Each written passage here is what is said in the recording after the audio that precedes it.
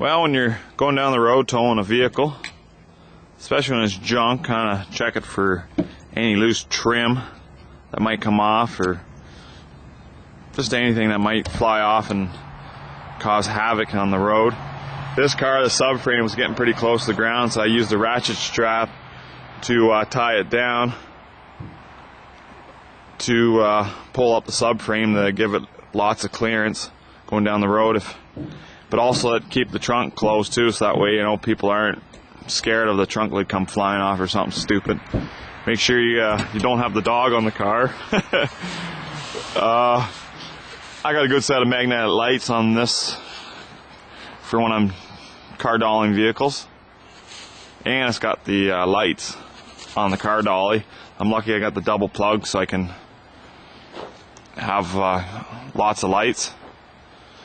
For tires, like when you're going down the road, even the vehicle you're towing, you want to check, make sure there's no play in the tires, like in the wheel bearings, so that way you know you're not going to lose a set of wheel bearings going down the road.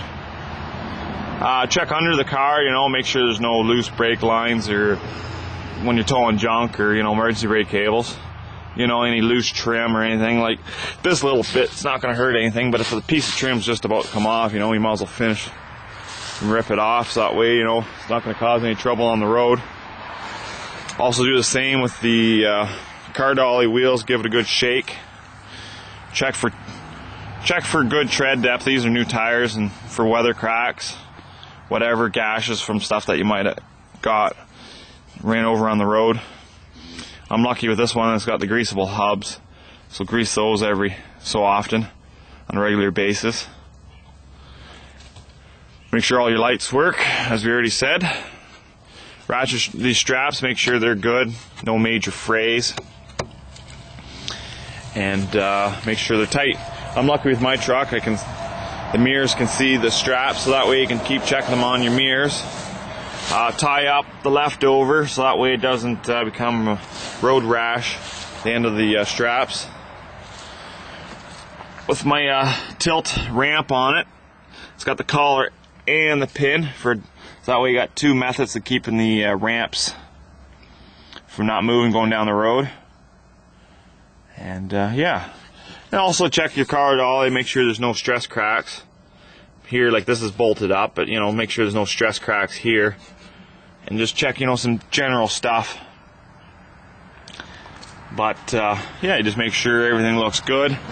Also for your hitch, make sure your pin's in, make sure you got safety chains on, and for Ontario, I believe you got to have them crossed. And same thing with your receiver, make sure you got your pin in there and that, your general stuff. But there you go. And make sure you got your wire, make sure when you hook up your wire, it's not like dangling on the ground, but it's still leave enough slack so when you're doing corners and stuff. But there you go. And last but not least,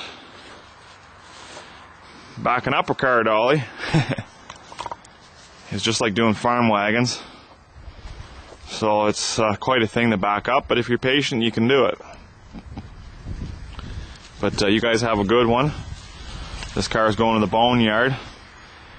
We actually could have drove it a lot more. All it was a pinch fuel line, but we're having so much fun that day, we just left it off to the side, gave her a break, and then when we loaded it up, I checked it out, and it was just a pinch fuel line, but that's alright. Winter's coming, we've had our fun with the car, so we loaded her up and it's going for scrap. We'll find something else to have some fun with. But anyways, talk to you.